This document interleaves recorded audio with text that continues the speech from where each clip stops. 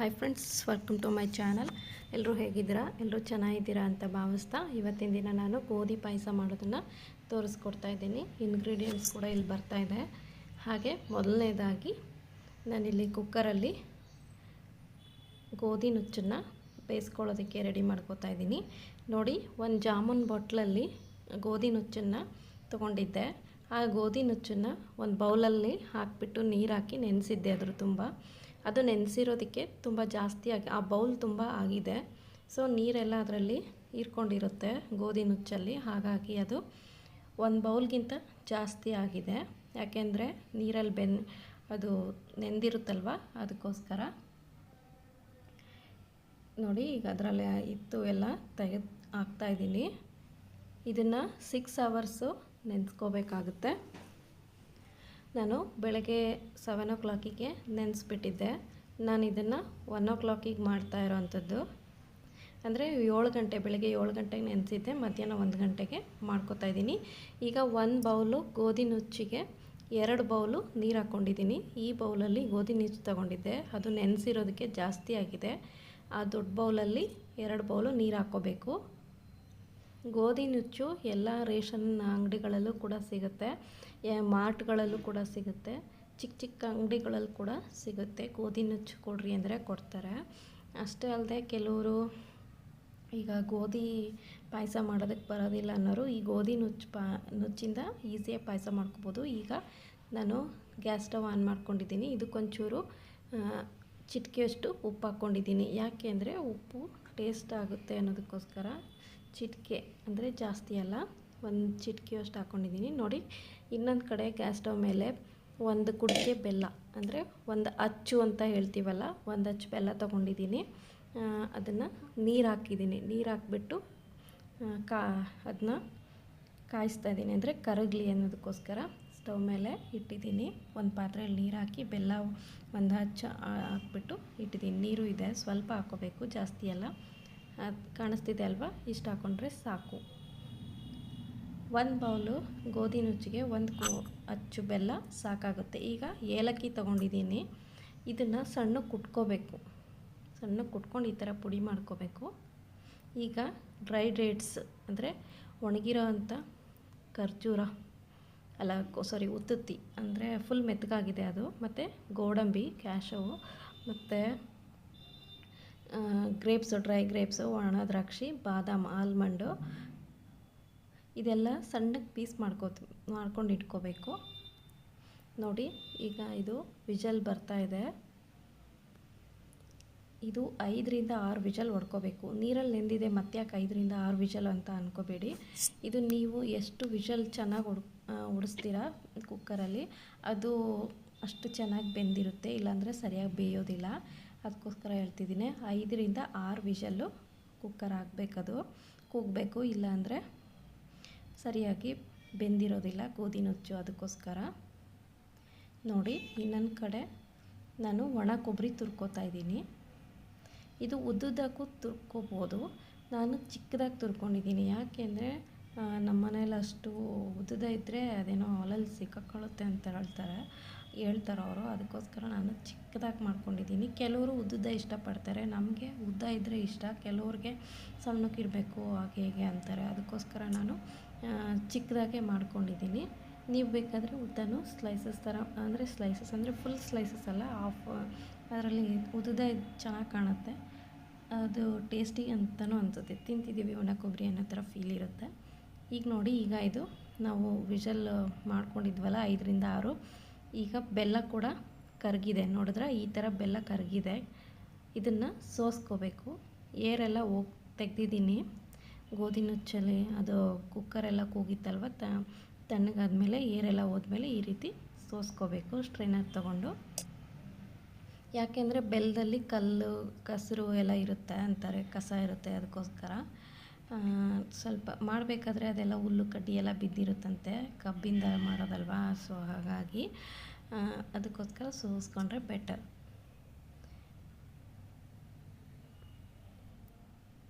ನೋಡಿ, ಅದರಲ್ಲಿ ಇನ್ನೂ ಸ್ವಲ್ಪ ಇದೆ ಬೆಲ್ಲದ ಅಚ್ಚುಗೋಸ್ಕರ. ಅದಕ್ಕೆ ಇನ್ನೊಂದು 1/2 ಕಪ್ ನೀರು ಹಾಕ್ಬಿಟ್ಟು ಅದನ್ನು ಮತ್ತೆ ಬಿಸಿ ಮಾಡ್ಕೊಳ್ಳೋಕ್ಕೆ ಅಂತ ಗ್ಯಾಸ್ ಸ್ಟವ್ ಮೇಲೆ ಇಟ್ಟಿದ್ದೀನಿ.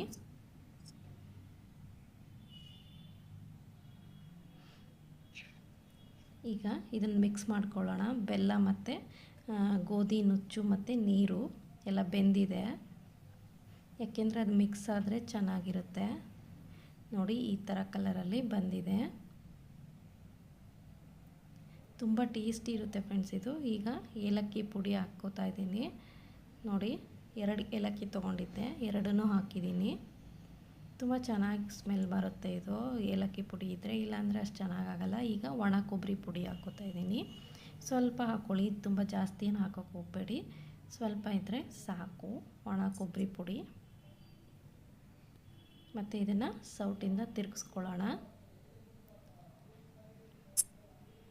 ಇದನ್ನು ಮತ್ತೆ ಪಾತ್ರೆಯಲ್ಲಿ ಹಾಕ್ಬಿಟ್ಟು ಕೂಡ ಕುದಿಸ್ಬೇಕು. ಕುದಿಸಿದಷ್ಟು ಇನ್ನೂ ಚೆನ್ನಾಗಿ ಬರುತ್ತೆ. ಸ್ವಲ್ಪ ತೆಳ್ಳಗೆ ಮಾಡ್ಕೊಳ್ಳಿ.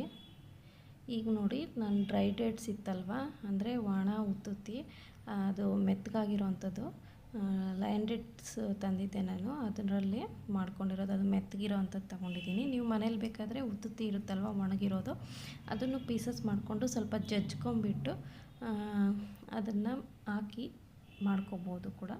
ಈಗ ನಾನು ಡ್ರೈ ಫ್ರೂಟ್ಸ್ ಇದೆ ಅಲ್ಲ, ಅದನ್ನು ತುಪ್ಪದಲ್ಲಿ ಹುರ್ಕೋತಾ ಇದ್ದೀನಿ. ನೋಡಿ ಇದರಲ್ಲಿ ದ್ರಾಕ್ಷಿ, ಗೋಡಂಬಿ, ಬಾದಾಮಿ ಹಾಕ್ಕೊಂಡಿದ್ದೀನಿ, ಎಲ್ಲ ಪೀಸಸ್ ಮಾಡಿ ಈ ಥರ ತುಪ್ಪದಲ್ಲಿ ಹುರಿದು ಹಾಕಿದ್ರೆ ತುಂಬ ಟೇಸ್ಟಿಯಾಗಿರುತ್ತೆ. ಹಾಗೆ ಡೈರೆಕ್ಟ್ ಹಾಕೋರು ಹಾಕ್ತಾರೆ, ಬಟ್ ಡೈರೆಕ್ಟ್ ಹಾಕಿದರೆ ಅಷ್ಟು ಚೆನ್ನಾಗಿ ಅನಿಸಲ್ಲ. ಈ ಥರ ತುಪ್ಪದಲ್ಲಿ ಹುರಿದ್ಬಿಟ್ಟು ಹಾಕಿದರೆ ತುಂಬ ಟೇಸ್ಟಿ ಅನಿಸುತ್ತೆ, ಮತ್ತು ಏನೋ ಒಂಥರ ಫ್ಲೇವರ್ ಚೇಂಜ್ ಇರುತ್ತೆ. ನೋಡಿ ತುಪ್ಪದೆಲ್ಲ ಸಿಡಿತಾ ಇರುತ್ತೆ, ಸ್ವಲ್ಪ ಹುಷಾರಾಗಿ ಮಾಡ್ಕೊಳ್ಳಿ, ಕೇರ್ಫುಲ್ಲಾಗಿ. ಸ್ವಲ್ಪ ದೂರ ನಿಂತ್ಕೊಂಡು ಮಾಡಿದ್ರೇ ಬೆಟರು, ಯಾಕೆಂದರೆ ಕುಕ್ಕರು ವಿಷಲ್ ಕೊಂಡಿತಾ ಇರುತ್ತೆ, ಕೆಲವರೆಲ್ಲ ಸಿಡಿಸ್ಕೋತಾ ಇರ್ತಾರೆ. ಅದಕ್ಕೋಸ್ಕರ ಸ್ವಲ್ಪ ಅಡುಗೆ ಮಾಡುವಾಗ ಒಂದು ಡಿಸ್ಟೆನ್ಸಲ್ಲಿ ನಿಂತ್ಕೊಂಡು ಸ್ವಲ್ಪ ಮಾಡಿದ್ರೆ ಬೆಟರ್, ಓಕೆನಾ.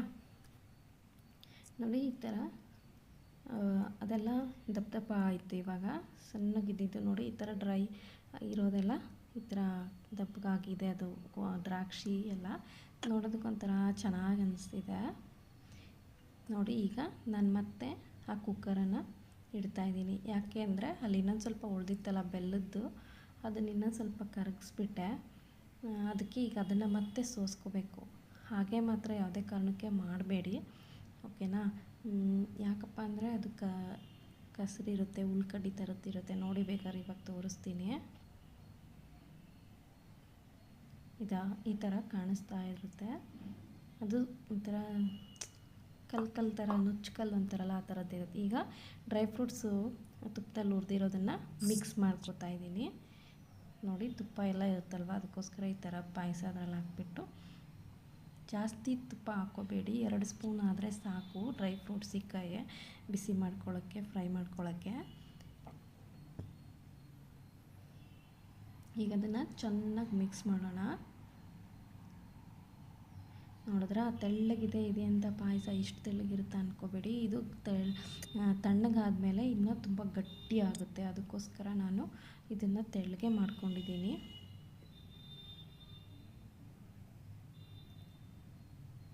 ನೋಡಿ ಈಗ ಇನ್ನೂ ಸ್ವಲ್ಪ ಅದರಲ್ಲಿ ಇನ್ನೂ ಬೆಲ್ಲ ಇದೆ ಅಂತ ನಾನು ಹಾಕಿದ್ದು, ಆದರೆ ಸ್ವಲ್ಪ ಉಳಿಯುತ್ತೆ ಹೆಂಗೆ ಅಂದ್ರೂ. ಅದಕ್ಕೆ ಈಗ ಅದರಲ್ಲೇ ನಾನು ಪಾಯಸನ, ನಿಮಗೆ ಕಾಣಿಸ್ತಿರ್ಲಿಲ್ಲ ಇಷ್ಟೊಂದು ಅಂತ ಅನ್ನಿಸ್ತಿತ್ತು. ಇದು ಚಿಕ್ಕ ಪಾತ್ರೆನೇ, ತುಂಬ ಮಾಡಿದ್ದೀನಿ ಅಷ್ಟೇ. ನಾವು ಗೋಧಿ ಪಾಯಸ ತುಂಬ ಲೈಕ್ ಮಾಡ್ತೀವಿ, ಅಂದರೆ ಇಷ್ಟಪಡ್ತೀವಿ. ಅದರಲ್ಲೂ ತುಂಬ ದಿನ ಆದಮೇಲೆ ಮಾಡ್ತಿರೋದು, ಹಾಗಾಗಿ ಗೋಧಿ ಪಾಯಸ ಚೆನ್ನಾಗಿರುತ್ತೆ. ನಾವು ಜಾಸ್ತಿ ಹೆಸರುಬೇಳೆ ಪಾಯಸನೇ ಮಾಡೋದು, ಹಾಗಾಗಿ ತುಂಬ ದಿನ ಆಗಿತ್ತು ಮಾಡಿ, ಅದಕ್ಕೋಸ್ಕರ ಇದು ಮಾಡ್ತಿರೋದು. ಎಲ್ಲ ಜಾಸ್ತಿನೇ ಮಾಡಿಕೊಂಡೆ.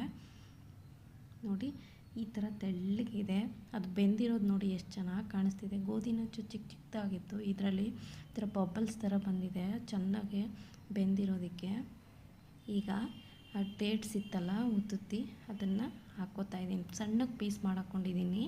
ಇದು ಮೆತ್ತಗಿರೋದ್ರಿಂದ ಇದನ್ನೇನು ಜಜ್ಜೋದು ಬೇಡ. ಉತ್ತುತ್ತಿ ಇರುತ್ತಲ್ಲ, ಅದು ಸ್ವಲ್ಪ ಗಟ್ಟಿ ಇರುತ್ತೆ, ಸ್ವಲ್ಪ ಜಜ್ಜಿಕೊಂಡು ಹಾಕ್ಕೋಬೇಕು.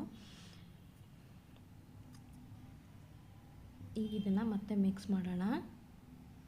ಒಂದೊಳ್ಳೆ ಮಿಕ್ಸ್ ಮಾಡಿದ್ರೆ ತುಂಬ ಚೆನ್ನಾಗಿ ಬರುತ್ತೆ.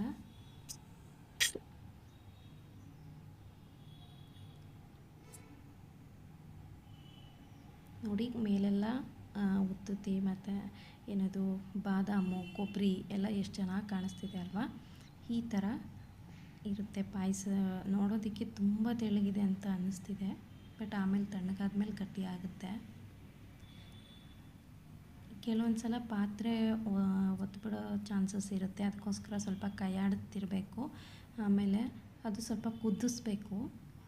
ಅಟ್ಲೀಸ್ಟ್ ಒಂದು 10 ಮಿನಿಟ್ಸ್ ಆದರೂ ಕುದಿಸಿದ್ರೆ ಬೆಟರು. ಯಾಕೆಂದರೆ ಅದು ಕುದಿಸ್ಟು ಪಾಯಸ ಚೆನ್ನಾಗಿ ಬರುತ್ತೆ ಅಂತ ಹೇಳ್ತಾರೆ ದೊಡ್ಡವರು. ಅದಕ್ಕೋಸ್ಕರ ಇದು ಪಾಯಸ ನೋಡಿ ಈ ಥರ ಕನ್ಸಿಸ್ಟೆನ್ಸಿ ಬಂದಿದೆ.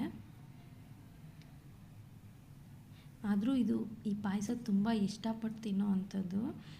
ನಮ್ಮ ದಾವಣಗೆರೆ ಸೈಡ್ ಜನ ಎಲ್ಲ ತುಂಬ ಲೈಕ್ ಮಾಡ್ತಾರೆ. ಈಗ